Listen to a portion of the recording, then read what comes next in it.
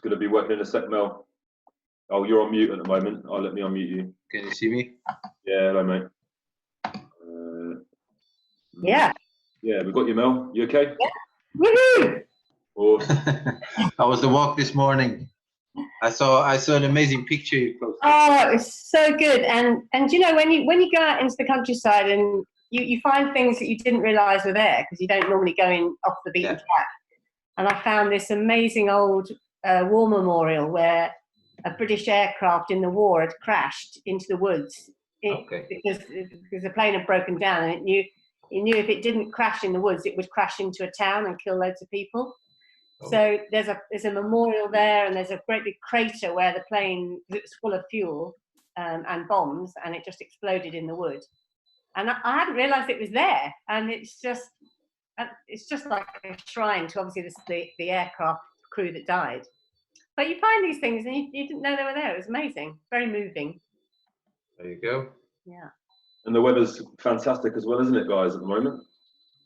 Weather not too bad, although it's a bit cold, hence I've got my West London Eagles jumper on. You're not just for representing, no? Eh? Not just for representation? No, absolutely not. Awesome. Just to let you know, we've got some people in the waiting room at the moment. I'm not going to let them in for a bit. We're going to give it another 10 minutes or so before we start letting people in. Okay. I've set you both as co-hosts. Yeah. So you should have all functions that relevant. I've got your slide, Mel, that you wanted to share on my PowerPoint. Brilliant. Up in a bit. But yeah, no, excited about the stuff. We had a really good chat yesterday. Sorry, Mel. Oh, so and they last an hour? Yeah, it might go on a bit longer, but if you need to jump off, just say I'm out. I've got to go. The previous two have gone on a little bit longer, 15, 20 minutes or so. If you want to leave, and we're still got loads, and we're still going, and you've got a potential way of people contacting you that we can share, not your email, but maybe your Twitter handle or something like that, then let us know. Otherwise, we can just get questions for you specifically directed through me. But just something that occurred to me whilst you were talking now. I'm probably too short notice now, but it might be worth us creating some sort of hashtag for people to go on Twitter and talk about it after, or even if they want to post some questions or give some feedback around what we've done. Probably worth doing it. We haven't done it so far, but I think it would be a good practice. Yeah, we'll have a chat after, mate. Like that. Yeah. Okay. Yeah, we had a really good chat yesterday, didn't we, Mel? Yeah, no, it's good. I mean, as I say, I was trying to get a handle on the sort of people who might come into this call, and from the nationalities and the people around the world. You would expect sort of developing nations to obviously come onto this as well, because they're going to be going through what we're going through, rather than a leading junior club in Norway, or something like that, or even someone fully established in this country. So it would be interesting to see the sort of questions we get, whether they are people who are starting out and going through a similar sort of journey as we've been going through.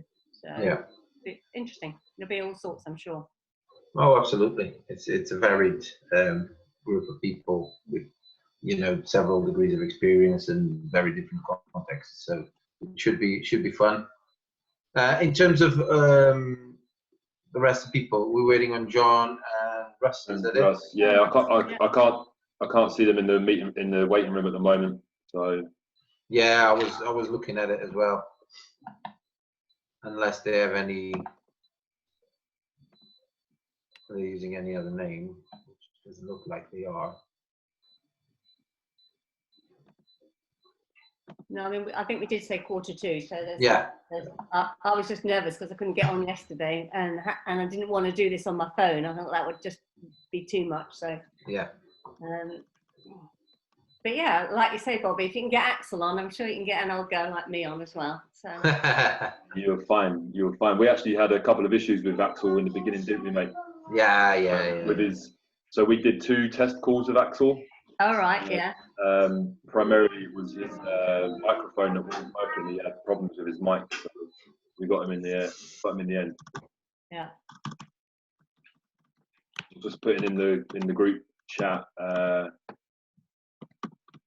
link to the recordings where they're being posted. Yeah.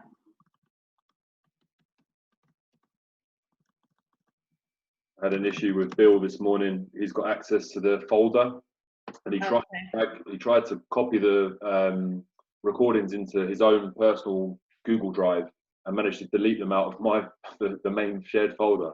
It was a good. Oh no! Good job. I checked it morning. Yeah, in the beginning I thought he was deliberately sabotaging what I was doing, but yeah. There was. Like we said, Bobby, you're going to host it, and you're going to call us in to answer a particular question or start something, so we're not all talking over each other or anything like that. Yeah, he'll moderate the meeting. Yeah, Ricardo, you'll moderate the group chat, yeah? Yeah. It's better because, as you probably can hear, I've got the 2 boys here, trying to get one to sleep, but the other one is in the sofa back there. Oh, hello, little one. Say hi. Hi. Hey. Yeah. Nice. He's just entertained with his iPad, which I hope will keep him going. Yeah. We've got 13 participants, I see, in the waiting room. The waiting room, yeah. Yeah, Russ should be joining us any second. I've just added in. Yeah. I can see his face. Is he in? No, Yeah. There's a photo of him, but not his live. Let's have a look.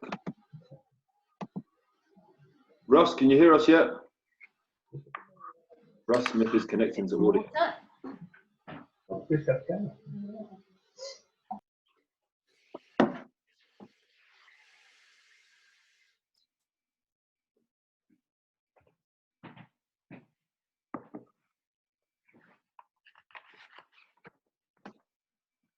He's taking his time connecting.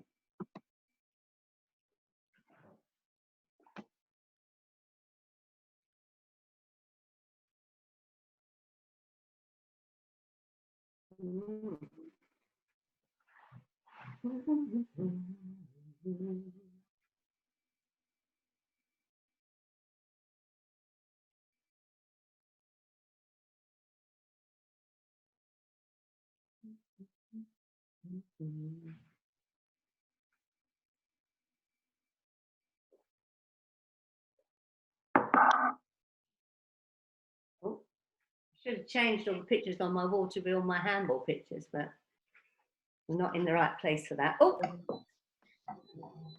more people in your room there, Ricardo? Sorry? More people just joined you in your room? Oh, it's Drea. Yeah, she's gonna sleep now because she's gonna do the night shift today. She's a nurse at the hospital. Oh, bless her. She's fighting the fight. Yeah, well, give her a clap. That's why I'm dealing with the little boys. I'm proper desperate houseman. Russ Smith. Hey, Russ. The meeting. Hey, Hi, Ricardo. Hi, Bobby. Hi, Mel. You all right? Yeah, good. You? Thumbs are up. Double thumbs up. Love a bit of that. Yeah, we're just waiting for JP, and then we'll start letting people in. Bobby, I've got some images that might be useful when we talk. If I press I'll just try it now. The share screen, content. Share screen, yeah. Example. I've got some useful stuff on differentiation. Nice. As an example, has that come up? Yes, mate. It's a bit small. I'm not sure if we can increase it, but people can go back and watch it and stuff. So, yeah, step principles up at the moment. That's fine. Just let me work out how to get it off. Just at the top, it's just stop share. Got it. Stop share. Oh, yeah, got it. Okay. Oh, hang on a minute. Is it still on? Yeah. I can stop you, mate, if you want. Yeah, you. I think that's easier because I'm on my phone. Yeah. To be So if I show something and then you unshow it, would that be all right? No problem, mate. You just tell me when to take it down. That's cool. John's joining as well. Yeah. So, Russ, I'm going to make you co-host, and JP is co-host. So that's all you three. What does that mean that we're now co-hosts? What does It that just mean? means your video will be the primary videos. When we're speaking? Yeah. And that you've got the responsibilities basically to do stuff. John is currently muted himself. What's he doing?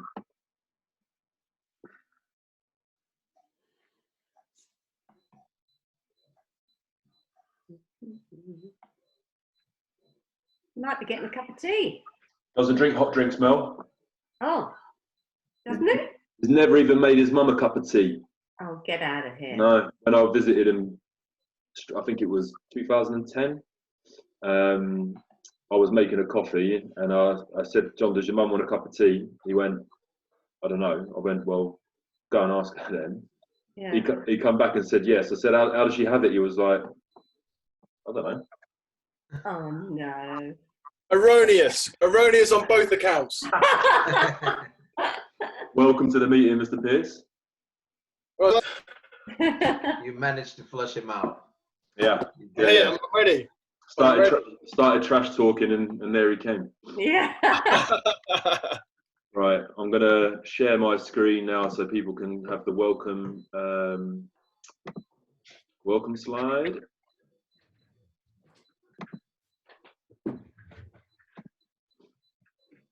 And then should be able to start letting some people in. Okay. Chat, manage participants. We're still early, aren't we? It's still 10 minutes. Yeah. All good. Bobby, are you recording it for people? Yes, mate. It is recording. I think I might stop it from now and then start it when we're ready to go. Actually, where's my thing?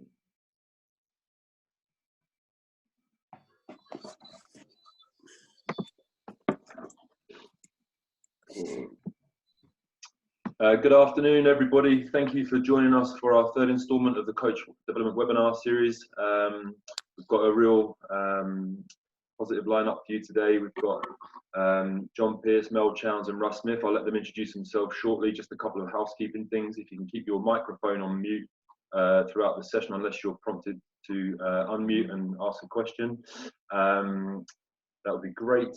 The webinar is being recorded and will be posted on the England Handball website. There's a link to that already in the chat box.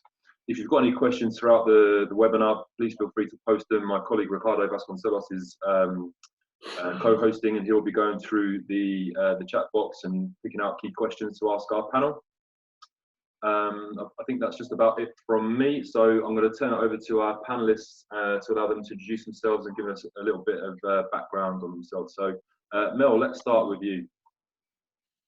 Welcome, everybody. Nice to be here with you this afternoon. So my name is Mel Chowns. I am the coach of the under-16 and under-19 girls teams for West London Eagles. My other full-time job is with the Great Britain rowing team, currently preparing for the Tokyo Olympics. And in that capacity, I'm what's called a performance lifestyle advisor. And I'm sure the other panelists will appreciate I'm probably one of the longest serving members of British handball. I've been involved with handball in England and Britain since the early 1970s. So I have been able to witness a massive change over those 40 odd 50 years to where we are now. And I'm sure people with developing countries around the world will sort of recognise some of the things we're going to discuss today in terms of the struggles of developing juniors. But I think the big thing for us was getting the Olympics in London, and from that day on, things have changed dramatically. So excited to share with you some of our journeys today. Thank you, Mel. Russ, let's go to you next, please, pal. Yeah, hi folks, I'm Russ Smith. I'm not a handball guy. I predominantly worked in football for the FA for most of my career. I've worked on multiple national governing bodies or NGOs with from Sport England and a remit called Street Games for 6 years. And I'm currently a lecturer at the University of Wolverhampton. But my run-ins with handball have been helping them with some workforce-enabled stuff 3, 4, 5 years ago, and doing some work with Bobby on some of their education to grow in their workforce in the past. Thanks, Russ. JP. Yeah, good afternoon, everyone. John Pearce. So I originally started handball back in 2007 with Mr. Bill Bailey and Bobby White. And in fact, Mel as well, actually running my first session as part of the TID program, starting up to trying to build a team for the London 2012 Olympics. So previously I was a rugby player and then got brought into handball. From 2008, I played in Denmark. So anyone who's on the webcast on Wednesday with Axel, I actually spent a number of years under Axel in our house and at Spannable with him, and then I played in Norway for a year or so before moving back to England after the London 2012 Olympics. From there, ended up coaching locally and creating and founding Pool Phoenix Handball Club. And then from there, moved on to actually working with England Handball locally in a regional development role, and now full-time as a competition events manager. And my most recent post is the GB Under-18 boys coach. So yeah, a long and varied story of how I initially got involved in handball. Great, thanks for that, guys. So we've got a lot of sort of diverse experiences in the room for you today. Hopefully going to share some of the successes that they've seen in growing their clubs, even working with the other teams and organisations that they've been involved with, especially with Russ's diverse experience across football and other sports.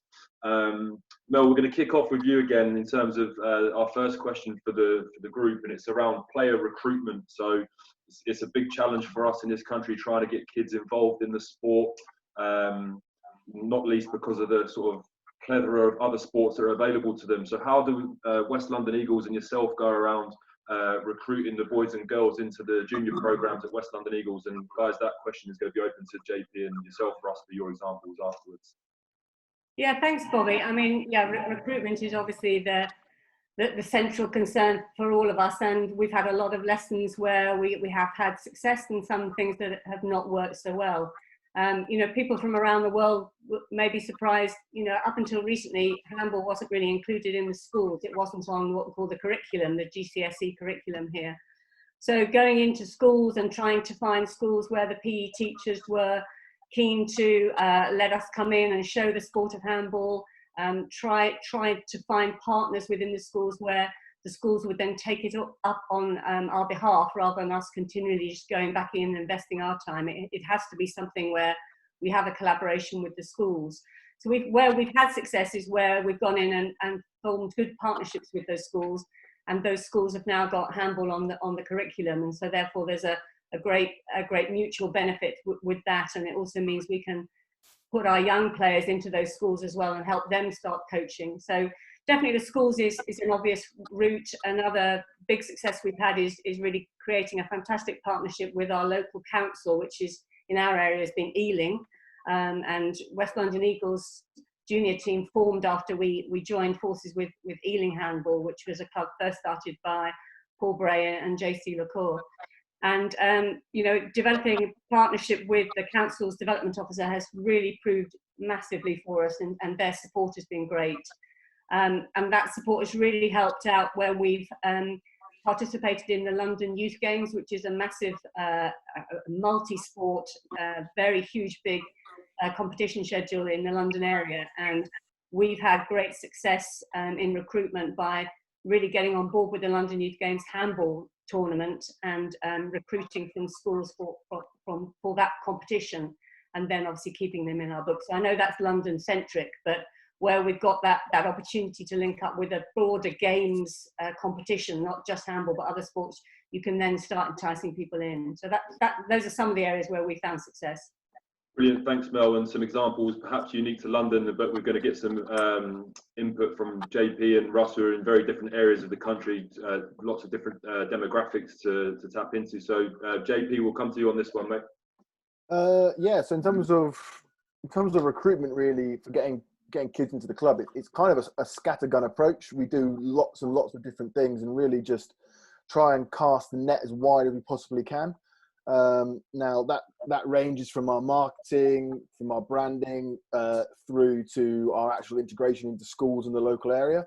And then there's also an element of that about keeping the ones that you do have and getting them to bring their friends, their brothers, and the rest of their family along to training. So in terms of recruitment, I guess when we initially started, we were effectively a club which had like 8 or 9 Polish players, myself, and that was it.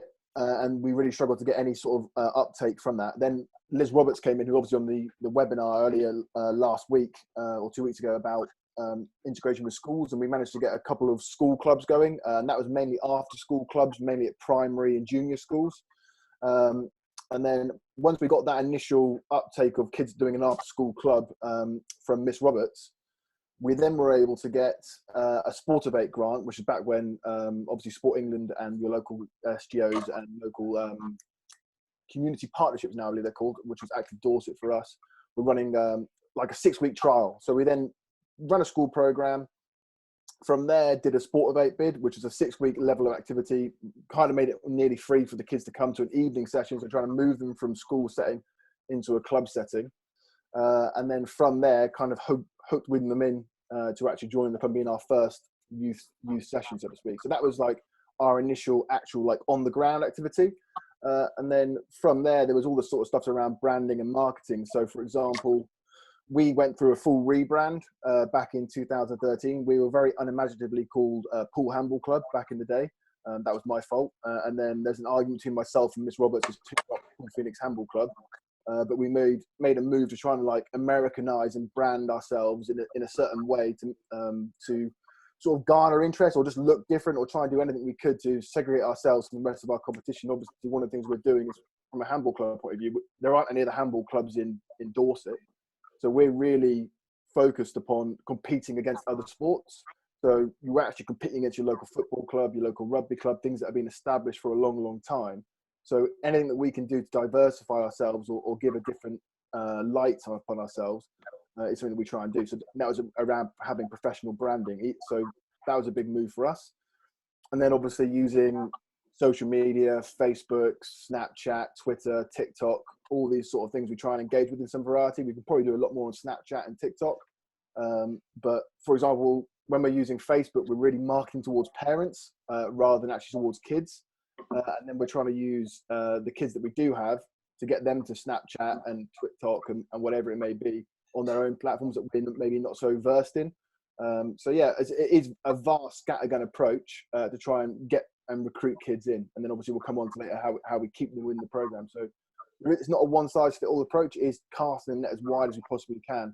And then obviously, as Mel mentioned there, the work within schools is critical towards that, getting a few good schools who can almost be the bedrock. So if you've got 3 or 4 schools that you have a good relationship with the teacher, or you've got an after-school club at, generally speaking, you might pick up 2 or 3 kids who you can bring across into the club. And then from there, hopefully you start to grow those roots.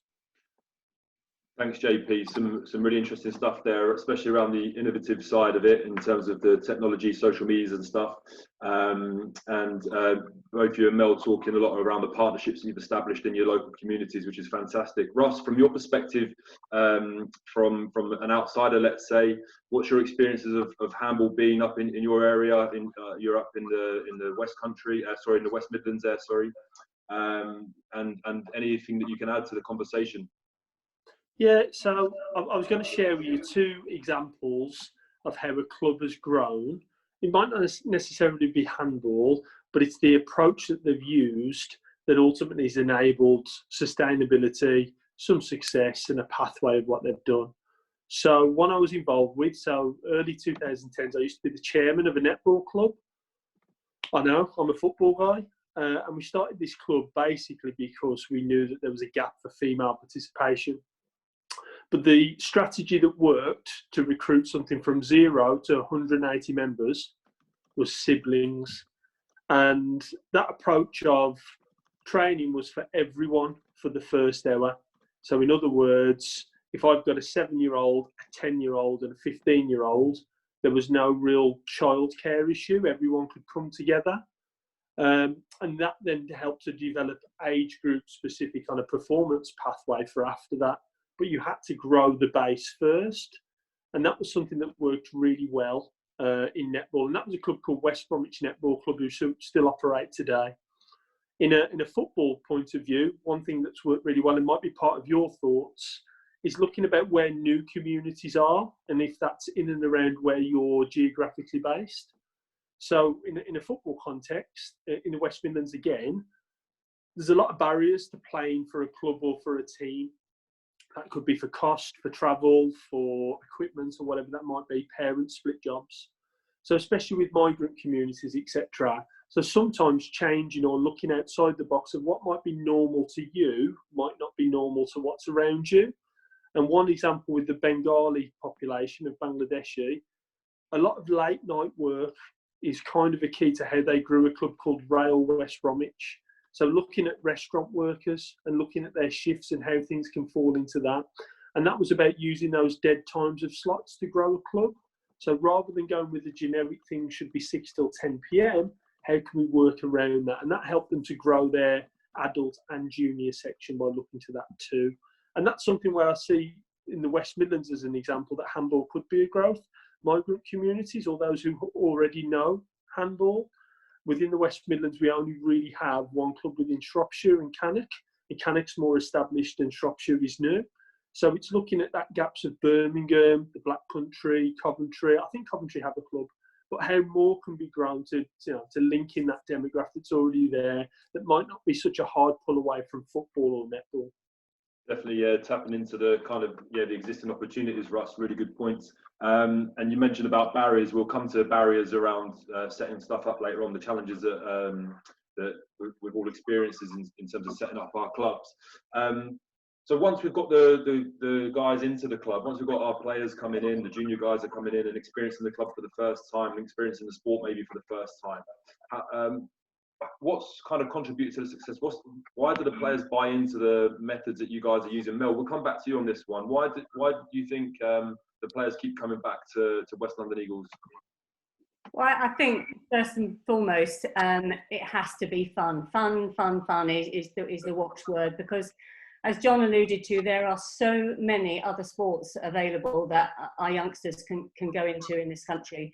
So we have to make it a little bit different, and we have to make sure that first and foremost that the young people coming into our clubs feel welcome, that the club is set up as a family-orientated club. I know John will talk a little bit about parents' interaction in a minute as well.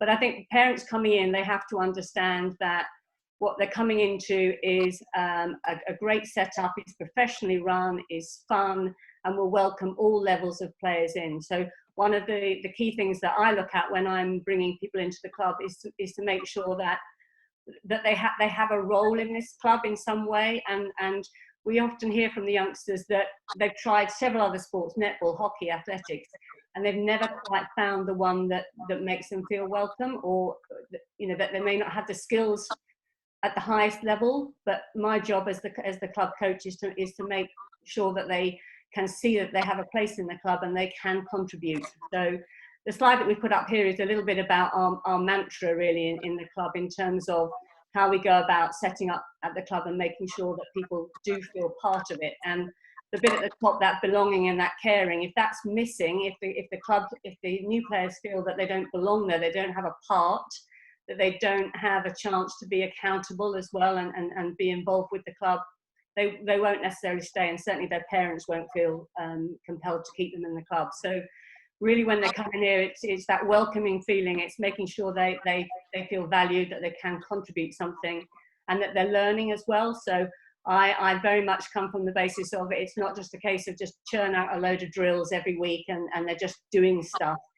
Yes, there are drills, of course, but it's about taking time to speak to each individual person that comes into the club, and to try and find out what aspect of the game they really love. Not everyone can be someone who'll score 10 goals a game, but they might love defending. They might love that physical contact. And again, because this sport is quite new in schools, the whole concept, particularly for girls, of a physical contact sport is something new. So getting them used to that early doors can be a real exciting thing for young players coming in, and that definitely they like that. But for me, it's about making sure that new people coming in, they trust the club has integrity, that it's well set up, It's got great structure.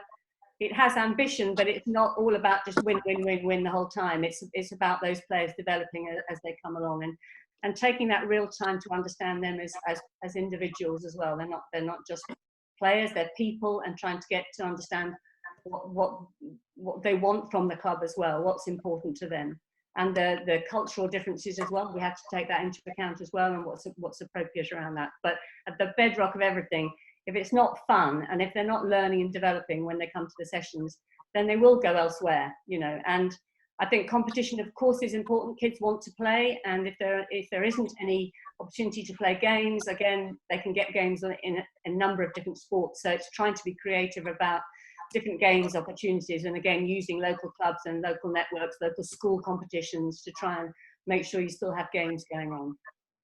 That's really our philosophy at our club. Thanks, Mel. That's great. And this slide will obviously go out with the presentation we're sending across, but some great stuff that you're speaking about there in terms of what you guys have got running at West London Eagles. I'm just going to try to get back to this slide. Russ, we'll come to you and just to give your kind of experience as a coach developer. Yeah. What do you see on this one? What can you add? Well, I'm going to add this picture here. This should come up on the screen. Ultimately, one thing I've linked to most coaches within football or other sports that I've worked is why are you doing it? So are you doing it to develop? Are you doing it to win? Is that the ethos of where you're going to be working or coaching? And does that have a rationale in what environment you're going to set, really? And I think for success with young players, as an example, the clarity, or the better that message is transparent, is the better results or better people outcomes you might get. I work with a lot of coaches who don't know.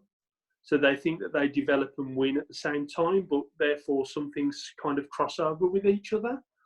And a lot of the coaches that I do work with kind of find out the hard way when they're thinking they're developing someone, but there's been an opportunity to win and someone's been left out. So it's how the clarity of why you're doing it is a key thing, really. And a little bit of a saying which I use quite a lot with the coaches I develop is, are you coaching for 10 minutes or are you coaching for 10 years?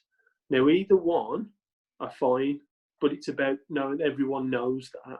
Because winning is great, but if it's at the expense of development, then is it the right thing? And I always start with that and really use that with coaches to share, communicate what is you're trying to do and why. And that then will help keep your players or not, because you'll have some players who just want to win, and that's fine. That might not be the club for you if you're a development club. It's a bit of a one of where self-discovery for the coach is a key start point to enable this to happen.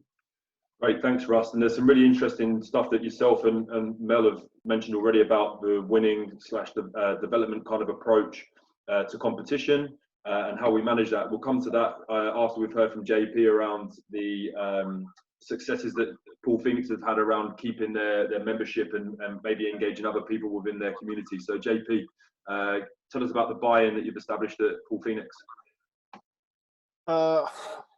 Again, it's that kind of scattergun approach. We're trying to is there any individual reason why people come back? I think what Mel alluded to there, obviously sporting and research on this topic picks to that, a number of reasons, both intrinsic and extrinsic, which are around why do people do sport? Is it to be good? Is it to win? Is it to engage with friends? The biggest thing around that research showed that the main reason people do sport and come back and play sport is if they have a good time and if they enjoy it. So enjoyment is obviously, in terms of engagement of children, is top of the list. But why do people come back? Why do parents feel like bringing their kids back? All these factors come into that play. So again, I think there's a number of different angles to it. There's like kind of what Russ was alluding to there around what is your club philosophy and what's your club structure and your club strategy towards this. Are you making the environment that parents walk into and their kids walk into an inviting one? Does your club look professional? Does it engage the members as they walk in? I mean, you can almost think of it as a restaurant or a sort of shop on the side of the road. As people are walking in, how are you engaging with customers effectively? So, we generally speaking, we try and meet people within the first 30 seconds of them walking through the door, whether that's if they're there for the handball or not. Obviously, like most clubs in the country, we're renting our facilities. So, you're not really in control of the environment as maybe you'd like to be, perhaps at a rugby club or a football club where they have their own system. So we'll meet people at the door, or I'll meet people, or Liz will meet people at the door as and when they arrive, and try and introduce ourselves within the first 30 seconds of someone new or someone we don't recognize walking through the door, just to try and give them that personal approach. And then when they walk in, how do you make that environment engaging? Is there somewhere they can get tea and coffee? Obviously, again, this is an area where most clubs in England will struggle, because you're hiring a facility from a school or a leisure centre, and there's maybe not, the best of facilities. So that's the kind of the club structure stuff. Like, what's your engagement strategy? What's your customer strategy? Well, you're almost looking at marketing and as a sales strategy almost. Then, how do you keep them coming back? So there's, again, from looking at that structure point of view, one of the things that we did with the club is, like most clubs, we train on any night of the week that we could get, and that sometimes led us to training on the graveyard shift on a Friday night, where no one wants to rent a sports hall.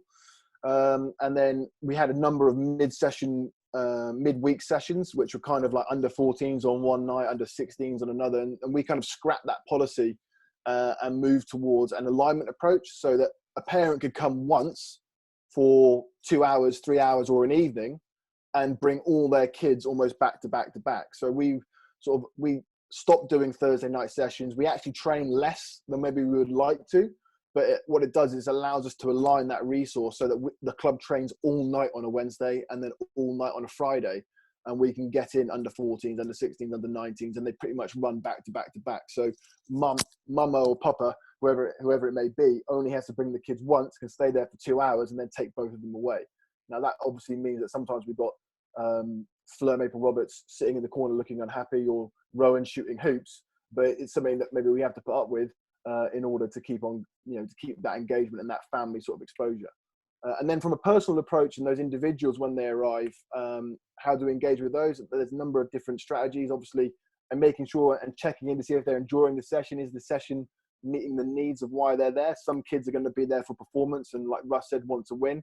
And then as Mel said, other people enjoy different aspects of the game and get certain elements of enjoyment from different things. So are we meeting the needs of those kids? And again, like there's no guaranteed solution. You're just trying to cover as many of the bases as you can and give as much opportunity as you can to create the highest percentage chance that kid's going to come back the next time. And as you get a kid coming back 3 or 4 times, you've broken the back of it.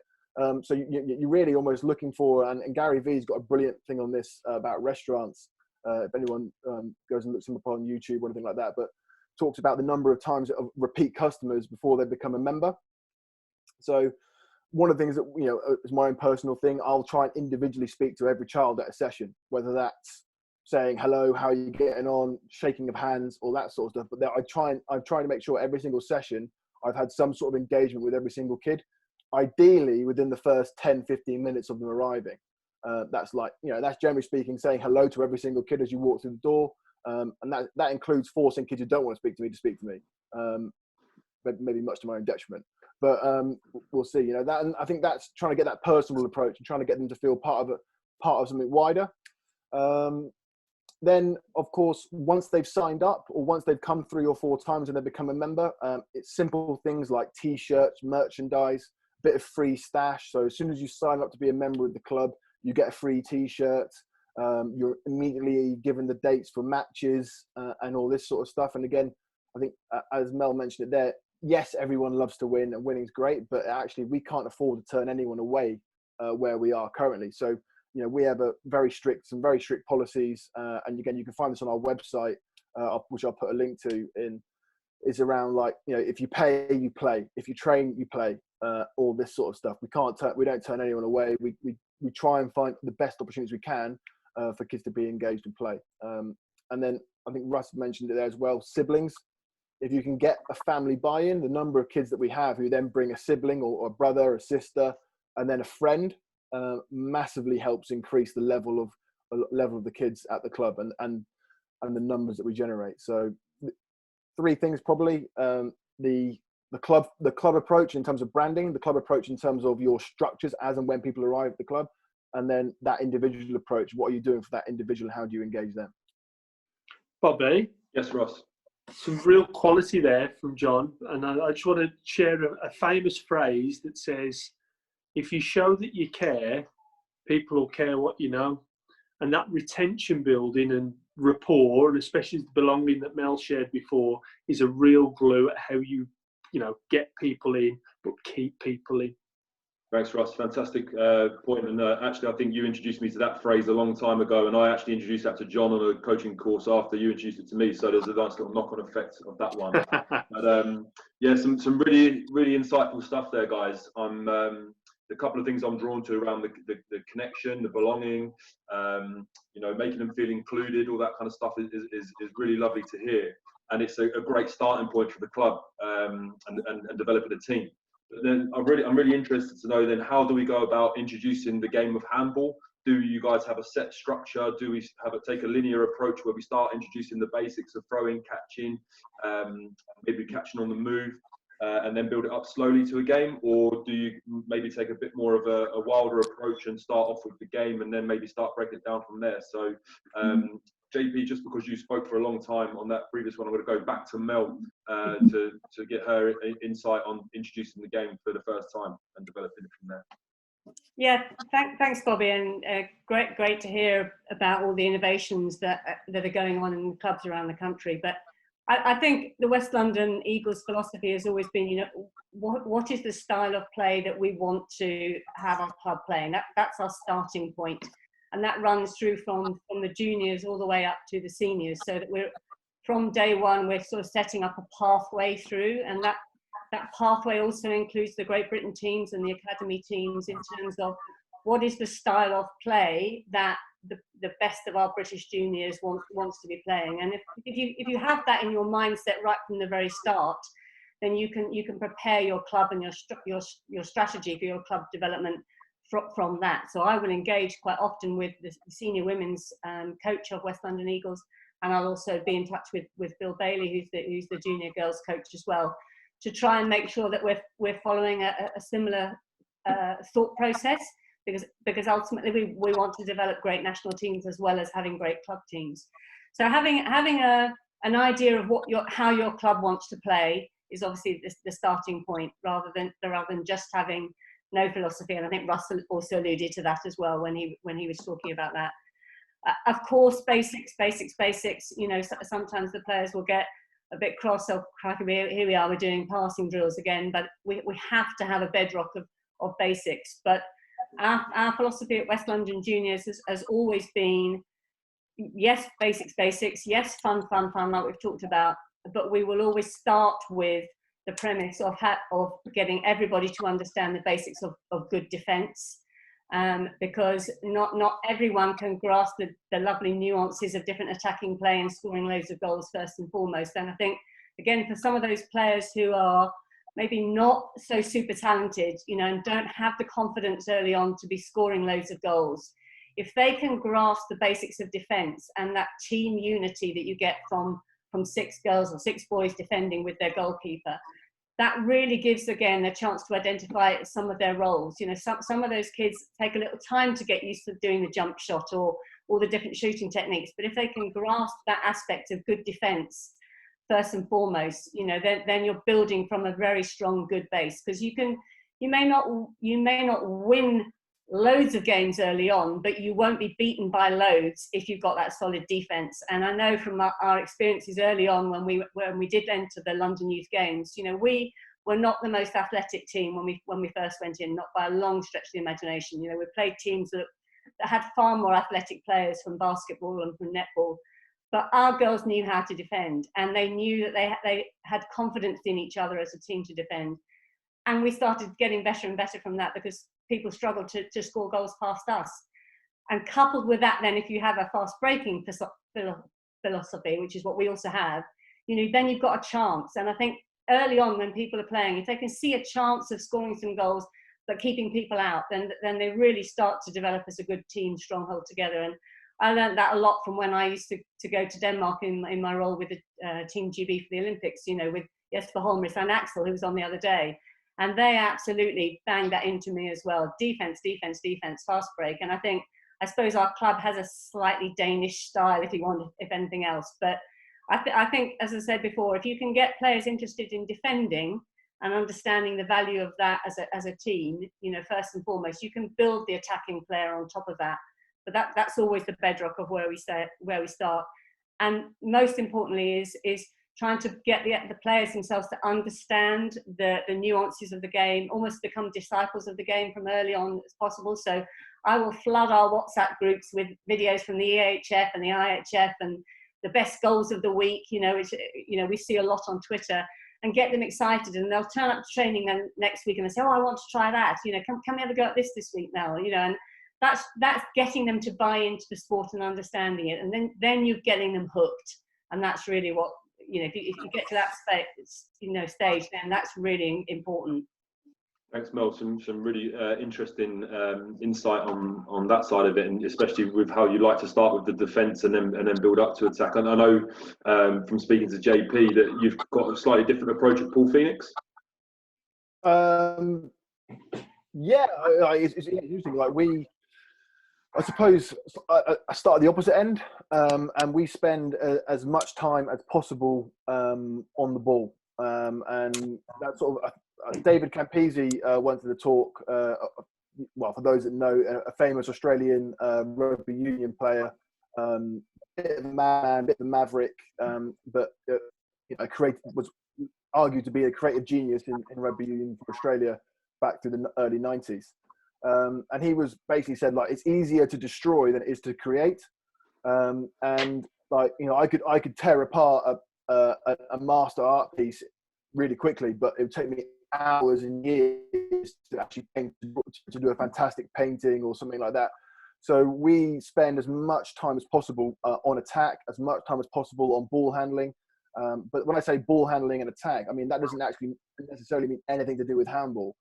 So that's a lot of small-sided games, a lot of warm-up games, which can be anything from playing basketball with handball rules to playing tag with handballs to small-sided games inside badminton courts, 2 against 2, 3 against 3s.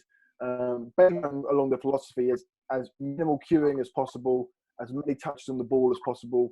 A lot what Mel said, they're trying to avoid drills. You know, don't get me wrong, I used to love a drill. And when I first came into handball coaching, if I was reflecting on myself, one of the biggest things that changed with me is the lack of drills that I have now, or maybe even you could argue the lack of structure that I have that we put into our training sessions. You know, one of the real eye openers for me was we actually at one point started timing our training sessions, and by time, I mean we literally pick out kids in the training session and time how long it was before they touched the ball, and generally speaking, we try and keep those at least a minute, and if not, I think try and keep it below 30 seconds if we can, depending on what drills and exercises we're doing and what sort of game style we're trying. Do we have a set structure of how we want to play? Loosely, I suppose. There isn't anything as structured as maybe we would potentially like, but I think that's also the nature of such a, well, when I say young sport, handball's been around in England for a long time, but now these kids that are coming in often have no concept of the game. So, for example, if you're a general kid coming to a rugby club, netball club, football club, they've seen it on TV, they've been taught at school, this is how you play, I'm a left back, I'm a centre, I'm a wing defender, I'm the goal shooter, whatever it is, and they know, generally speaking, what that job is. Kids can turn up to handball, particularly if it's a new player, will turn up to handball and have absolutely no concept of what's going on. You know, the classic one of, no, I'm a defender, or no, I'm an attacker. And you've then got to be like, no, everyone attacks. It's like, everyone runs back both ways, so to speak. So, yeah, all of that stuff sort of comes into it. So we really focus upon as much ball handling as possible. We focus on attack as much as possible, and with the notion that if all the kids can play, catch, run, shoot, and dribble and feel comfortable on the ball, we can then put in the bits of defense as we go. Sometimes that works really well, and sometimes it's an absolute disaster when you've got some sort of cannon in defense who we haven't really taught the proper defensive principles to, and has a minimal understanding of it. But that's where we're trying to put the match up experienced players with experienced players, inexperienced players, and then mixing it across. So there's sort of the flow of the club. Experienced players can then help the inexperienced players, sort of pairing up sort of strategy. So yeah, we're very much on the as much ball time as possible. We focus on creating first, and then when we put in the destructive part of trying to stop it. I was like, if you don't have the ball, you're not playing handball. You're trying to stop someone else playing it.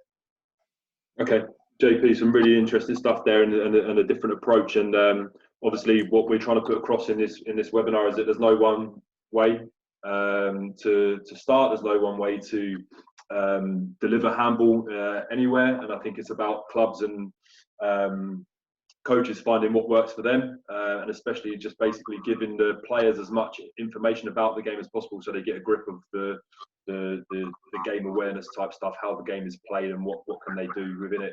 Ross, just listening to Mel and JP's examples that they gave from your side, from a coach developer's perspective, what are you thinking? Is there anything that stood out for you? I think you're right. There's no one way. Ultimately, I try and help coaches to understand that your constraints will kind of align to your training methodologies. So it could be the time you have, the facility you have, the age group you have as an example. But I think I can whittle it down to kind of 3 ways in which you could train. No way is the right way. But one of the big things in football that we've done is we've started with the game.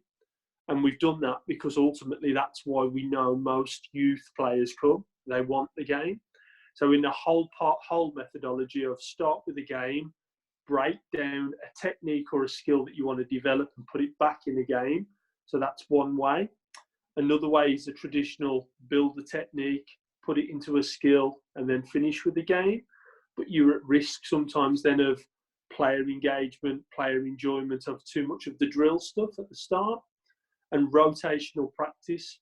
It's okay sometimes to have 5 or 6 stations and put some of that, could be a game at one, technique at another, could be some skills or something different in there as well. And I really liked how, like John said, sometimes we play it with the basketball. Well, some of the most successful clubs I've seen, whether at youth level in various sports, some weeks they do roller skating, dodgeball, fencing, just as little stations. It's a bit more of the enjoyment bit, but they get other skills from it as well. So these 3 methodologies might be what you might use in your coaching with your teams. None of them are right, none of them are wrong. As long as you have a thought of why am I doing it, can really help you then to develop the best practices for your players. Fantastic, Russ.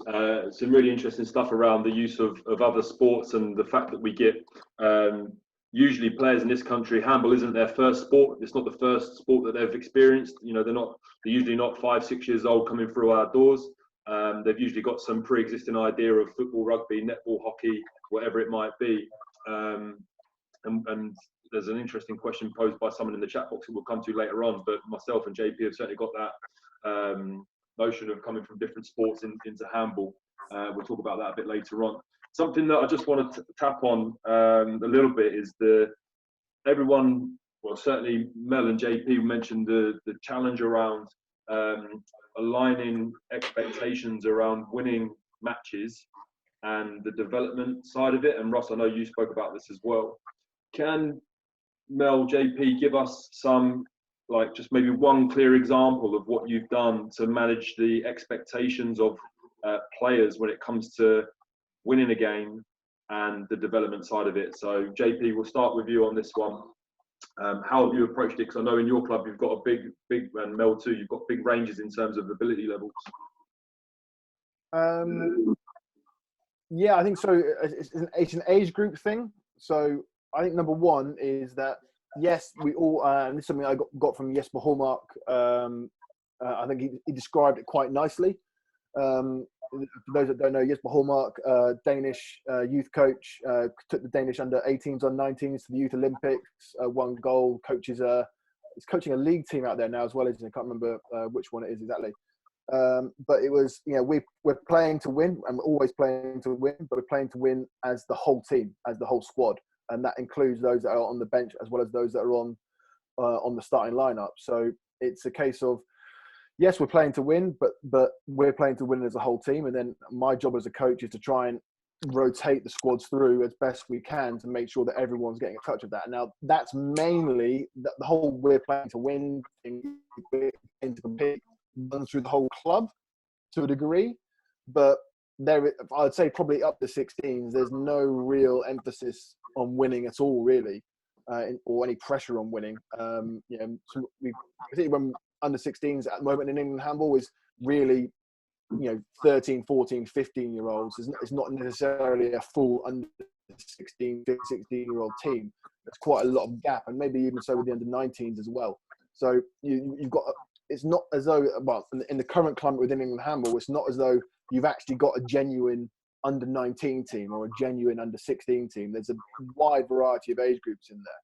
So we're kind of about the journey rather than just the destination, if that kind of makes sense. Yes, the destination is to try and win, of course, but that journey is a long, winding process, and there are going to be ups and downs on that, and that includes sometimes playing weaker players, playing people in positions they don't want to play, but building that and trying to make sure that they understand the why.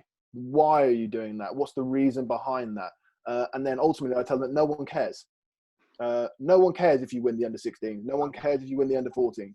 And if you're 25 and talking about the time we won the under 15 schools championship, we're not done well. So we trying to put that into perspective on where do we want these guys to go. Particularly with, I say this to the kids all the time. My goal and the goal of the club is that you bring your kids here. Like when they're 35, 40, and they've got kids, that they feel they want to bring their kids back to the club. That's my goal, because that's the only way we're going to make handball sustainable in the long run. So, if we can't afford to lose anyone, really, is still, well, at the stage that we're at, we still can't afford to lose anyone. So, yes, there is, and choosing, there are moments, of course, when actually, we're focusing on winning here and that sort of stuff. And I think as clubs in England get more developed, and as our club get more developed, there are going to be kids that are there to win, and that's what they're there for. And if we're not doing that, they get annoyed. And there are guys like Alex Trent and Angel and other people who are under 16 boys group who've been training for a while that are in that category now.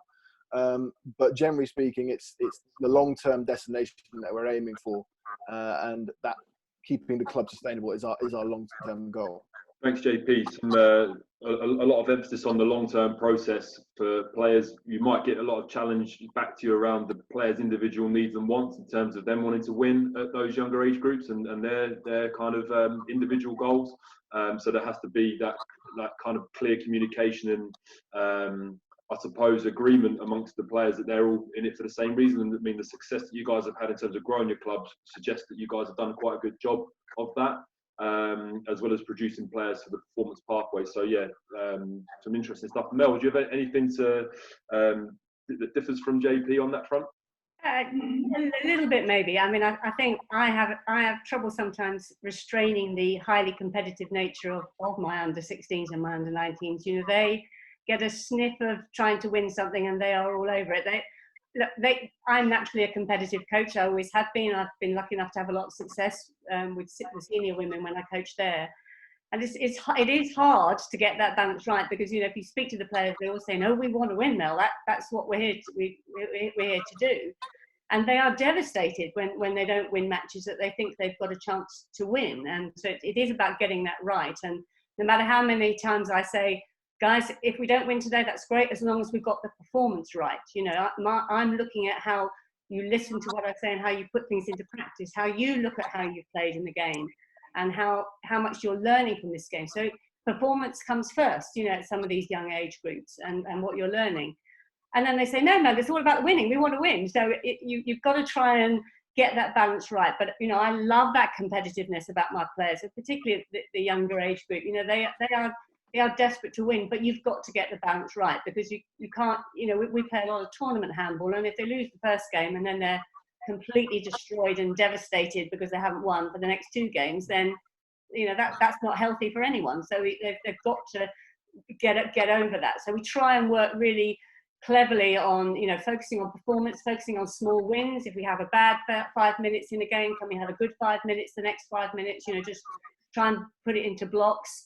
Of course, as I said, I can't stop them wanting to win, because that's what they want, and they've seen that we've had success in the past and they want to replicate that. But I think it's about making sure that we keep that controlled. So let's not be unrealistic here. They want to win, you know, that's what sport's about.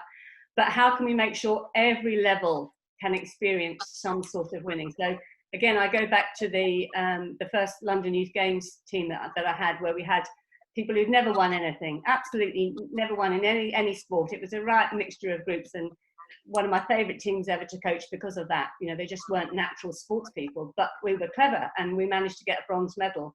And I have never seen such huge smiles on all their faces, because they got a glimpse of what it was, and that experience and the camaraderie that having some success brought that team was amazing.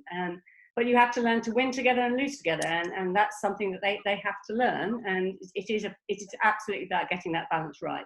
Definitely, Mel. There's really the kind of stuff that I'm getting from both you and JP is about the winning together, and JP's quote around you play to win with everybody in the squad, because ultimately it takes a team to win, doesn't it? And if in our sport, if we're just focused on playing the best players all the time, the weaker ones aren't going to develop, they won't come back, and they won't, ultimately they're not going to be engaged in the sport. So the players that are driven to win and maybe the better players, they need those weaker players, the players that, you know, they need to bring those players up with them on the journey, rather than sitting on the bench and maybe not in the sport. Some interesting. Yeah, absolutely. If I can just throw in there, Bob. So for particularly in our under 14s, under 16s, and even into under 19s, really, we play, and our club philosophy is, yeah, we play to win, etc. But everyone's playing equal time, and it goes back to our initial club philosophy. If you train, you pay.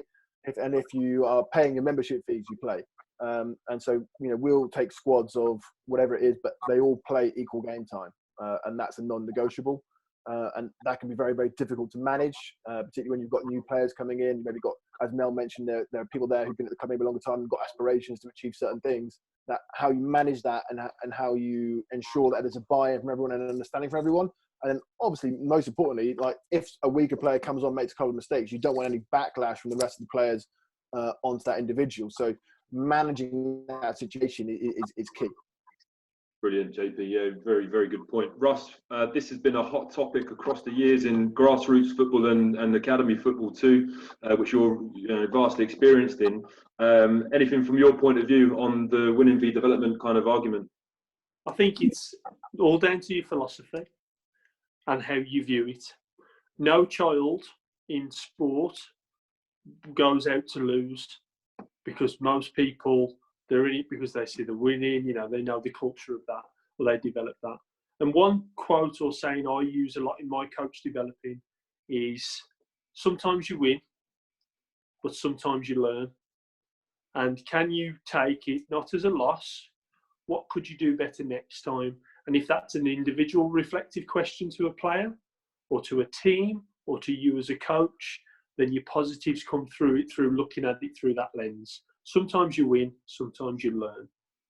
It's a great way to approach it from a youth perspective. Definitely about the long-term vision, the learning, and all that. I'm just going to kind of flip it back to the success that you've had as in terms of clubs. I mean, JP, there's some awesome stuff going on at Paul Phoenix that perhaps were unexpected in the beginning. So what have been the and Mel, this will come to you next. What's been like the unexpected kind of wins or returns that you've had in growing the club? You know, anything that just, you know, you wasn't expecting this happen? Well, I know you're desperately to talk about well, Mummers, so I'll do that. So yeah, like one of the things that we've been very fortunate with, and I probably have to give credit to Miss Roberts for this, and the Handball Mums themselves, is that a lot of the parents of the kids that are at the club, who now bring 1 or 2, maybe even 3 children to the club, parents, and particularly the mummers and the mothers of the kids, have sort of banded together and become exceptionally helpful. Real credit to the club and an asset to the club in terms of making it feel like a home, putting on cakes, drinks, food and stuff during match days, doing the photography for the club. They've actually even got involved and started doing their own sessions. I mean, there were some rumours about playing Stroud in a game, which I don't like. I don't think we're anywhere near ready for that sort of thing. But yeah, the handball mamas and the parents of the club sort of banded together and started doing their own little sessions, and that was again a sort of a thing that I saw at was put out by Sport England, or was pushed by whereas parents are giving up that time. So generally speaking, if they're travelling 30 minutes or sometimes even 45 minutes to drop their kid off at training, they're not going to leave to then drive back. So they're there for that hour, and then you've got someone, what is in effect to be another participant or another member of your club sat on the sideline watching their kid train. And so how do we engage them whilst they're there? And then that sort of became trying to get them involved in a fitness session or a run or something. And then that gradually built into them actually joining the club and starting to do their own handball sessions. So I'll give a little, I'll add in into the chat here, just a little YouTube clip from BBC South Today, who came down and filmed it, one of our sessions. So that was a massive unexpected win. And I think again, it goes back to club philosophy and your club structures.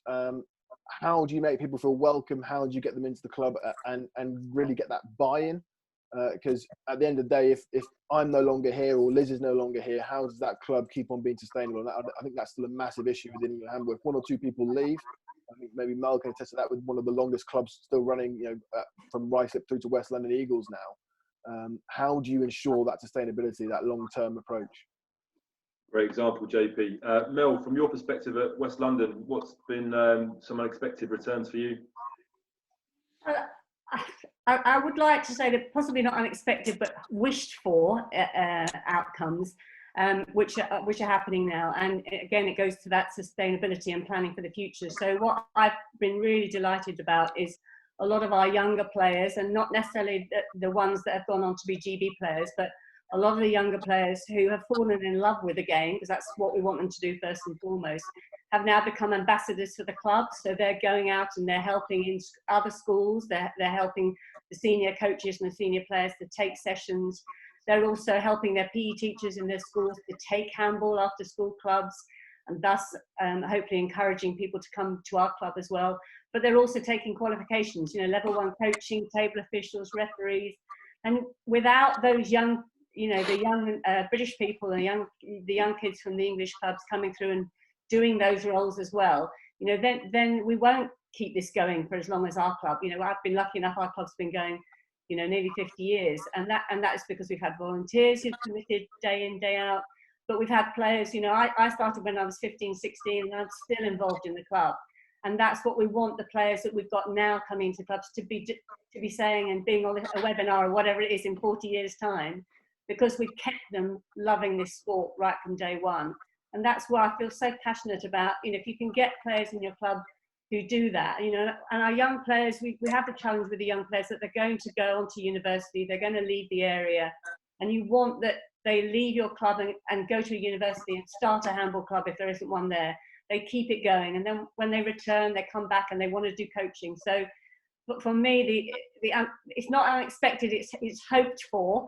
But I think I've been surprised at how much we've got that across our junior boys and junior girls. That's been really fabulous. That's a real fantastic example of some stuff that can happen out of developing or engaging the junior players. That they're hungry to go off and maybe start their own handball club, like you mentioned, at university, because they've got that innate love for the sport. So yeah, fingers crossed that kind of knock-on effect will just keep on growing and growing and growing the game. I'm going to bring a question now from that came into the chat early on, and it was around the additional sports stuff. So you've got a player that comes to your club. They've got a rugby or football or hockey background. What's your guys' opinions on managing two sports at once? Should handball be the second sport? Do you try to bring them into so it's their first sport? How do you guys approach that? Mel, we'll start with you first, and then we'll come to JP. I think, of course, it depends on what age they are, but some of the younger ones that come in and they're in a netball team, they're in a football team, they're in a whatever, at that age, let them play as many sports as they want to. I think they're gaining so many different experiences and transferable skills from all different sports. And, it is a challenge of commitment, of course, because 9 times out of 10, if they're brilliant at handball, they're also brilliant at netball and football and hockey and all the other things. They're natural sports people. But I think at that early stage, you don't want to restrict it too much. Just as within the handball sport, you want them to be learning all different positions because they'll learn different things from that. Try not to restrict them too much in that. But there comes a point when they start wanting to commit to one sport or the other, and sometimes that can be because there's an opportunity to play for an academy or play for England or play for Great Britain. And I think if they're then aspiring to play for Great Britain in their particular sport, then at that point they should be starting to make a choice. But I think at a very young age, let's just get them playing sport. Let's let them learning all sorts of different things, because as we've seen from what John's saying, you know, a lot of the drills and the games we play are from all different sports. You know, I saw I think you posted actually a Hungry Hippos game, you know, that someone had picked up from one of their training sessions at netball, and we did it at handball, you know. So let's learn from everybody. And I think that one of the biggest things I've learned over the years is learn from as many different people. Of course, I've tried to learn from all the handball coaches I've had over the years, but and also speak to coaches from other clubs, but also from other sports. You know, I'm fortunate I work in rowing. Okay, there's not a lot of similarities between rowing and handball, but I'm always talking to the S&C coaches there about some of the stuff they do that I can maybe bring across. So I think let's keep things open, but there is a point when I think the players themselves will decide, okay, and now I'm really serious about the sport and I need to focus. Sure. JP, we'll just come to you on this one quickly before we move on to some other questions. So Ricardo, maybe start preparing some questions for us after this one.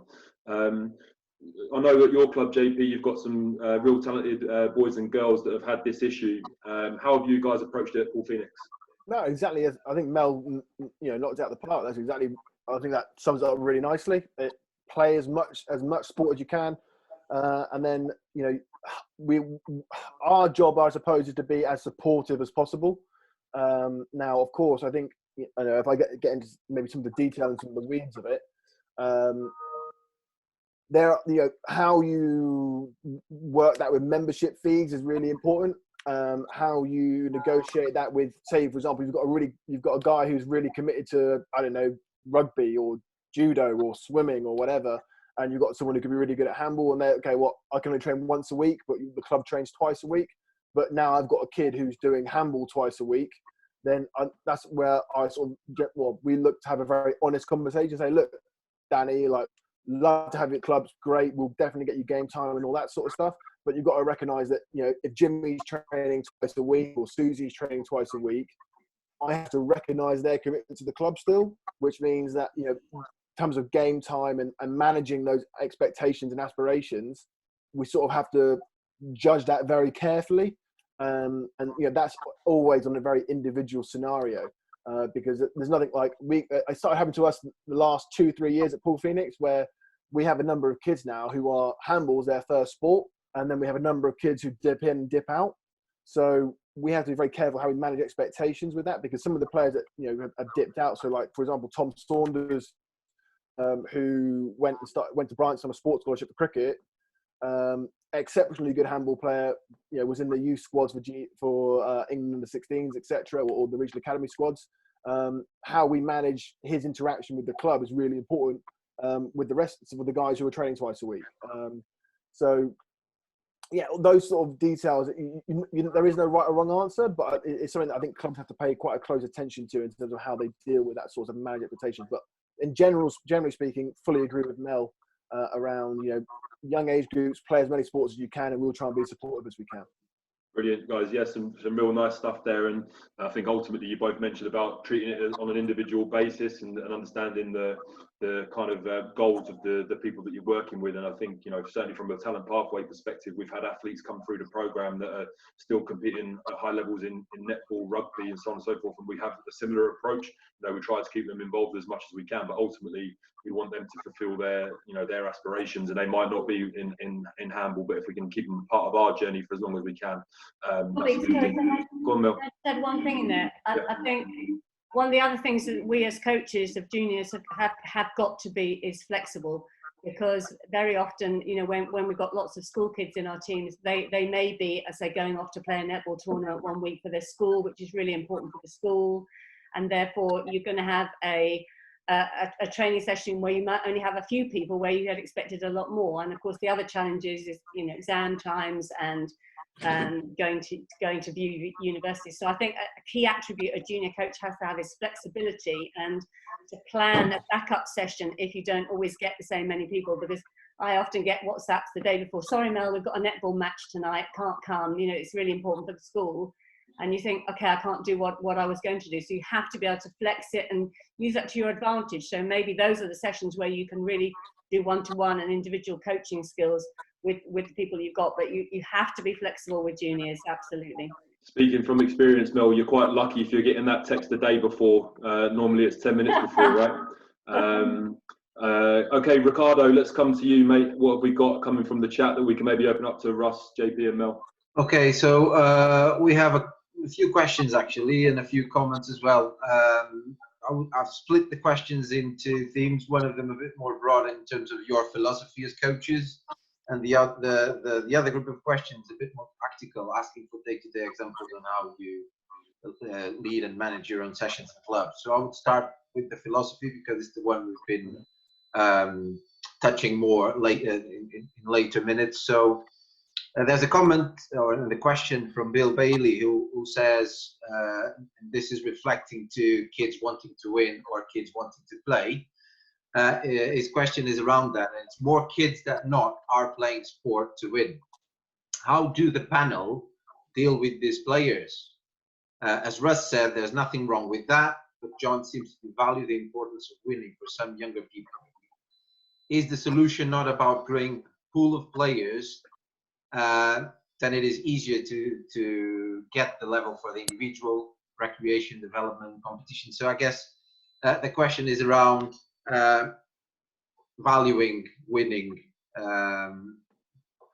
in opposed to just playing the game and the different ideas you were bouncing from each other in the panel. So if you could reflect on that a bit more, John, Mel and Russ, that would be helpful. Yeah, I mean, just one little thing to add in that. I think a lot of this is how well you know your own players within your team. So I know within my squad, I have got some that absolutely do everything to win. They just want to win at all costs. And I've got some others in the team who just are loving being part of a team environment. It's the team environment that's most important to them. And so even in one team, you've got these conflicting sort of aspirations. And I think that is down to us as coaches, again, to communicate and talk to each of the players to find out what it is they want out of the game and make sure that I help them achieve what they want to in that game. And if there are players who aren't that bothered, or not that they're all bothered, but it's not such a priority to win, they just want to participate, then it's making sure that they are happy with what they've achieved at the end of that session. But as I say, the numbers aren't so great that you can have a pool of players who are just playing for fun necessarily, and another pool who are just playing to win. At some point they will cross over. So it is really about understanding each individual player and communicating with them to find out what it is they want and to make sure they get what they need out of the game. I'll add to that then. So what's winning is the key concept here. So he's winning the result, which it can be. He's winning they're better healthily or mentally, or they're not diverting their attention to things which might be negative environments or antisocial things. So it's kind of categorising what your measure is, back to my point on that philosophy. And handball's not in a situation like football is, because effectively we have a team for developing, for fun, to win. There's kind of enough teams to do that, whereas handball, you don't have that. And, you know, how can you winning be specific to individuals? So, for an example, how many assists you make, how many blocks you make, how many saves you make, how many shots you take. Could that be your measurement of results? It's different. One thing to generically overview all of it for me would be, you might make an Olympian, but you're probably going to make better citizens. So if your measure is a higher percentage of that, your results then could lead to that. Whereas the Olympians or those that progress into the pathway, I think you're going to get more of them through doing the basics well of what your measure of success could be. Thank you, Russ. John, do you want to weigh in? Yeah, sure. So I think picking up, I fully agree with both the comments that Mel and Russ have put forward there, and could probably only reiterate some of the, or give it some, like a pool Phoenix perspective on it, I suppose. Absolutely, I think knowing the players and what's going to be important for that moment and that time is massively important. So if I give a specific example, it would be around like when we first entered the under-19 or what was the under-18 league back in 2014-15 with our first group of kids. We lost every single game that year and got absolutely battered and went through the whole season. And actually, when we got to the end of the season, we were playing some of the teams that were of a similar level to us or some teams that we could compete with. And it became really clear sitting on the bench and at the club that actually just winning a game for some of these kids was going to be like a massive thing for them. So I think in the last 1 or 2 games of the season, when we've gone through the whole season having not won, and that wasn't anything to do with like our coaching style or philosophy in terms of we were rotating the squad. It was mainly just because the other teams are better, simply as that. When we saw an opportunity to actually win a game and pick up a victory or two, we actually prioritised that at that stage. That was under 19s guys who were 16 to 18 years old, because that actually meant a lot to them to win that stage. Whereas now when we have a wider scope of players, and again, that's sort of trying to relate to Mel's point about knowing what it means to those players, knowing those individuals at that time. That's why we prioritise that. Then there have been other situations where actually we've been in really close games or been in playoffs or cup matches, etc., where we've rotated the squad around because actually our long-term, linking into Russ there, what does victory look like for us or success look like for us? It's hopefully these players playing for the club when they're 25, 27. That's the key thing. Like, we don't want to, obviously sporting research shows really clearly a huge drop-off at certain age groups, 16 to 20 in that bracket. So we want these guys who come through our club to be still playing for the club when they're 27. And we are absolutely going to lose some, whether they move jobs, give up handball, whatever it may be. So we need to try and round out that group as best as possible. So the guys that are still playing when they're 27 are in a position where they feel comfortable and happy and part of the club and want to play. So it seems like you're advocating. Sorry, Mel, go on. Just in terms of, I think it's also important that as coaches we manage expectations at the start of each game. In terms of, if I know I'm playing a team that is hugely better than we are, it's the players won't, and the players know that. We had a visiting team from Norway, and I'll just use that as an example, who were way better than us. So it's no point me going on about we can win this, come on girls, we're going to win. That's just not realistic. But what we can do is, where can we make wins? Where can we make gains in our performance? What do I want you as a team to be focusing on today? So that then even if the game is lost, they come away thinking, okay, we lost today because they were a better team, but look what we achieved. Look what I managed to do. I practiced this. I did this. I stopped that big girl who scored 10 goals or whatever. So it is about managing expectations and giving them where they can make gains and wins as well. And then that also then helps them move on a little bit when they do lose games. Yeah. Guys, we've gone about 15 minutes over. If you're happy to continue with us for the next 10-15 minutes or so, we'll continue. If Russ, JP, you've got to jump out, just let us know, and we'll try and get some questions out that people have asked to the panel another way, via my email address or in another way. We're not far off anyway. Yeah, Ricardo, what are we going with next? Yeah, so obviously passing this sort of goal-setting process that we all should have with our players to try and understand them better. There's a couple of practical questions around your day-to-day situation, context at your own club, and those have to do with the number of sessions you have per week with each age group, because one of the challenges the coaches are talking about is the fact that they don't have a lot of contact time on court with the players. And what strategies do you use to increase their handball time outside of court, if that makes sense?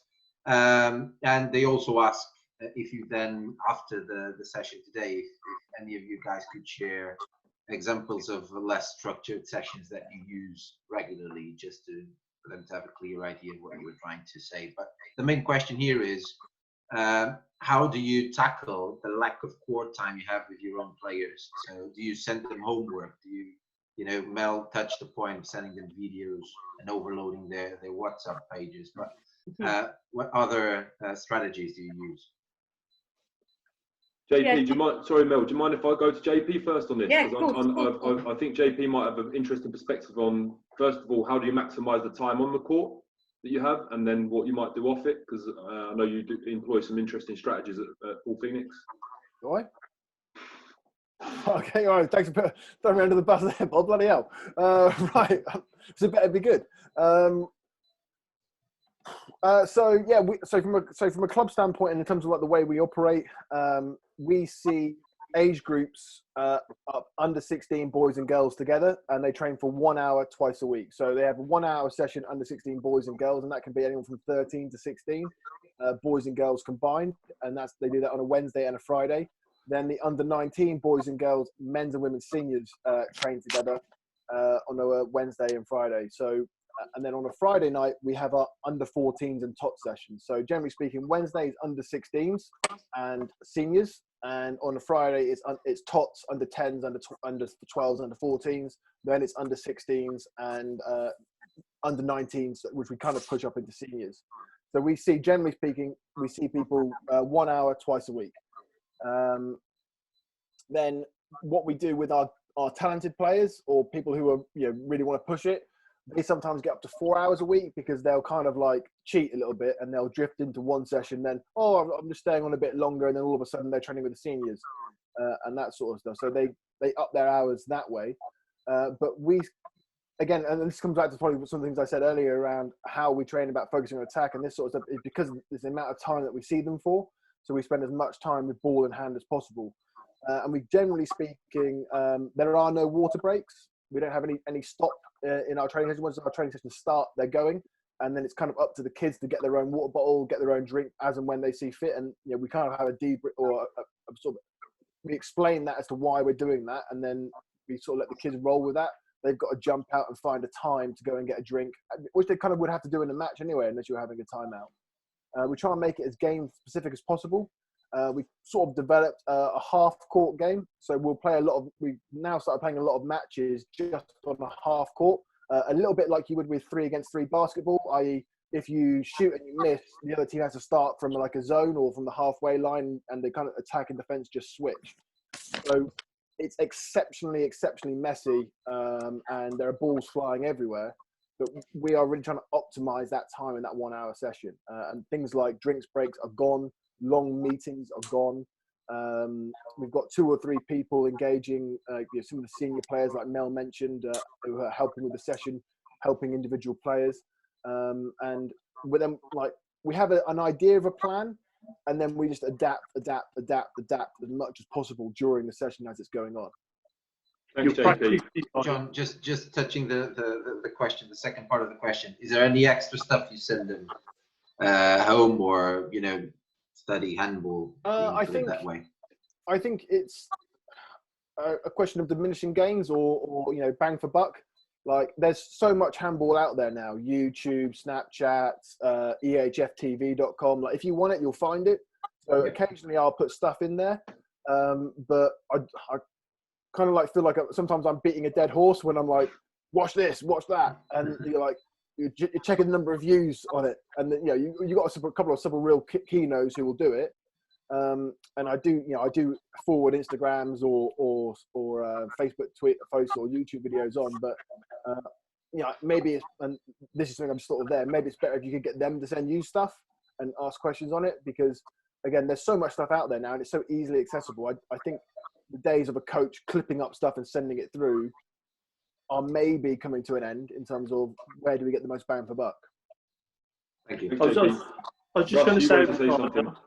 Yeah, I was just going to say the quality of your practice.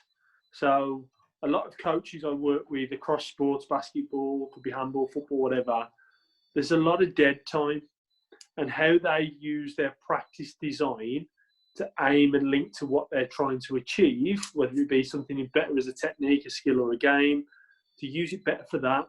And, constraints of more against less, as an example, or small-sided, or repetition, using the practice spectrum from constant to random-based practices, but using your hour or hour and a half really well can get you a higher outcome that could be effectively extending your practice because of the repetitional times they've done it.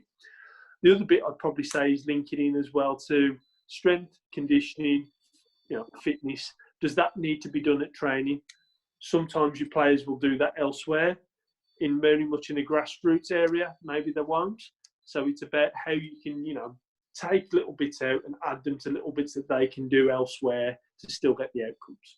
Love that, Russ. Great stuff. Mel, do you want to jump in with the original question? Yeah, just some extra things there. I mean, it comes back to my comment about trying to get all our players to be disciples of the game. So, as soon as possible, encouraging them to, I love it, the first training session back after Christmas, when they all turn up with new handball shoes and a new handball. And then you've got them hooked, when they've asked for a handball for their Christmas present. Because then when they've got a handball, we just train basically once a week for an hour and a half with our under 16 and under 19s. We're looking to expand that to 2 sessions a week. And our better players at under 19 also train with our seniors, which is a fantastic route for pathway for them. But if they can't, a bit like Russ was saying, fitness can be done at home, particularly fitness with a ball. So if we're encouraging all our players to have their own ball, then, I remember back in the day, my first coach, Bill Holderness, used to say to me, Mel, get a ball, find a wall, away you go. And some of the innovations we're seeing now during lockdown in the world, with Scott Harrington doing some of his sessions, have a ball, have 5 cones, and we can do some practice. So I think those players who really want to do extra, come and ask, what fitness can I do? What running can I do? Can you give me a program? And others are just happy with once a week, and that's fine. That's absolutely fine. But if we can get them to be really interested in the game and get them watching World Championships, get them watching European Championships, loving the little clips of all the fancy stuff, then they can go away and practice some of that at home. And that's so gratifying for me when they turn up to training with their ball and say, look, I practiced this, Mel, from that World Championships I saw last week or whatever. So, the fitness can be done outside of that. It is a challenge to do more than 1 training session a week because of the restrictions on hall hire we have. But that doesn't mean to say you can't be creative without it becoming onerous. Brilliant examples there, Mel, and really interesting to recognise the difference between individuals, the ones that will come to you for extra, the ones that are willing to do the extra, and the ones that just are quite happy to coast and do that. We're here to facilitate their what they want, not what we want.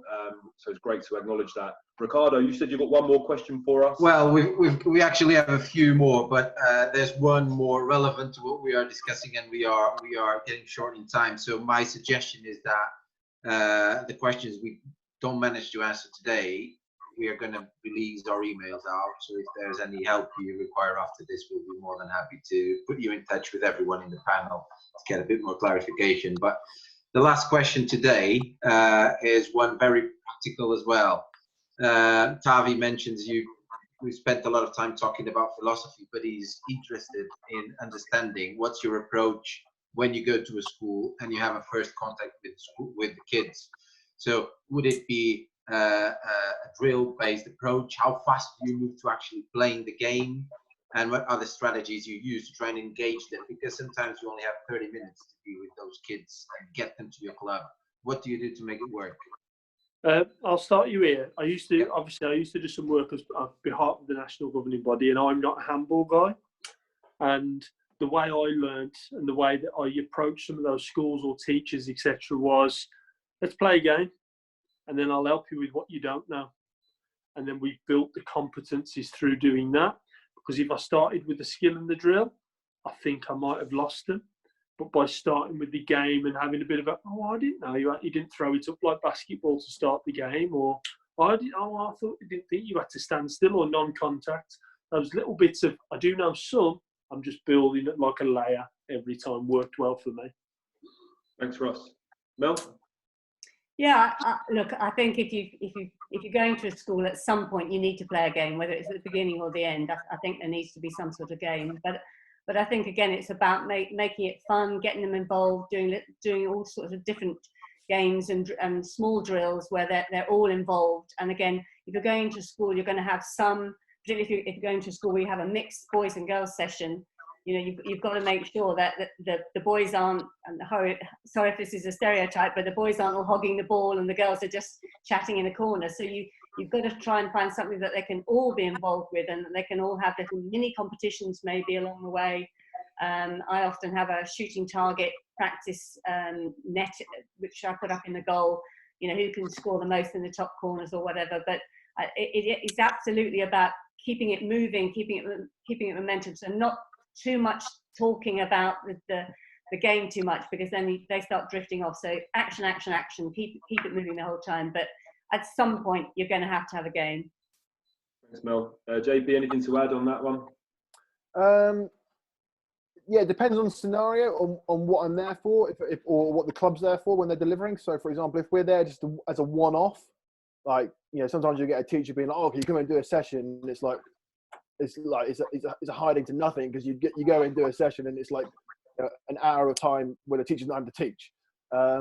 Then there are sometimes when you're asked to come in, maybe you're doing so the context is very important, because sometimes you're there doing maybe a teacher training course, and then you're trying to put some different principles across, or maybe you're there for a 4 to 5, 6 week block, and you're trying to get the school to take GCSE handball, put PE into the curriculum, and build it forward from there. So obviously the context is key as to what you'll go for, but generally speaking, what the guys have already said there is nothing I would disagree with at all.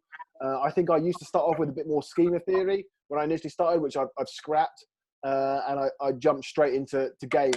There have been times, particularly when I'm introducing the game to teachers, where I've given them the ball and said, "We're playing a game, 2 sets of bibs, play," and you just literally see what they know, and all of a sudden, you got to throw the ball in the goal. That's basically it, guys. Like, we're trying to throw the ball in the goal. And then everything from there is just adding in bits of information as we go. So some key things that I've sort of learned to start off with: use a soft ball when you're introducing it, and no one's going to get absolutely thumped, particularly the goalkeepers. So soft balls are really key for that sort of thing. No one's scared of the ball that way. And then particularly, I wouldn't focus too much on steps, or generally speaking, when I'm introducing the game, I'm not focused on steps at all. Done things like time limits, mainly because when we say you've got 3 steps, particularly if you're introducing that to a primary school or like a junior school, well, actually no, all the way through, to be honest, you will see people catch the ball and then want to count their steps as they run, which is, the 1, 2, 3, and it's almost like they're about to do a triple jump or something.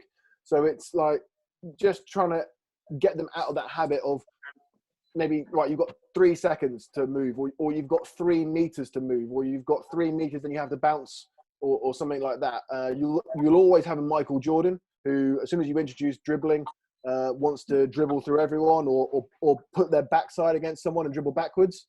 So in those scenarios, generally speaking, start off with no dribbling, or ideally a soft ball that they can't dribble, and then maybe start off with a movement limit of based on time or distance, rather than steps as an introductory process. Thanks, JP, and maybe showing your age a little bit with the Michael Jordan reference. I thought you might have had someone a bit more current for our listeners than MJ. Guys, I'm going to wrap up the call now, and I'm going to give each of you 30 seconds to a minute just to give your final remarks / one key bit of advice that you give to anybody that was starting up a club. So, Russ, we'll start with you, mate. Why are you doing it? What's your measure? And ultimately, think about the constraints you may have: time, players, court, leagues, pool of. Think of what your players want. Know your players better. They're going to buy in more, and more likely your philosophy can be developed to help you in the growth of your club. Brilliant. Thanks, Russ. JP, we'll come to you. You're going to get it wrong, so get used to that. And from that, move on to the good stuff. Like, try things, adapt. Adapt is probably where I would go with that. And the quicker you can do that, the better. The things that Russ said there, and then you're going to make mistakes, and from the whole process. So, have an idea, do it, review it, change it, go again. Brilliant, thank you. Learning from those mistakes and adapting very quickly to the failures, brilliant. And Mel, we'll finish with you, please. Yeah, I think for me it's about learning from other people as well. There are a lot of people out there, both in this country and across the world, who've got a lot of experience of this. The joy is the internet is full of handball programs, handball groups who really want to help you. And where you can, I know one of the things we've done at West London Eagles is we've teamed up with a Danish club from the Sonderburg region, a team called Vidar. And we have an opportunity where they come to us with their coaches and share their best practice, share their ideas. We can learn from them. We go there as well and we can learn. Their players come, our players can learn. So try and see if you can tap into another club somewhere around Europe when we're released from this lockdown time, obviously, to share ideas. And don't be afraid to ask others how they do things. You know, the general principle in this country is we all want to get more teams playing junior handball. And yes, there's competition, of course, but first and foremost, we want more kids playing. We want to build on the legacy of London 2012, and we want to be a much bigger force for the future. And we're going in the right direction.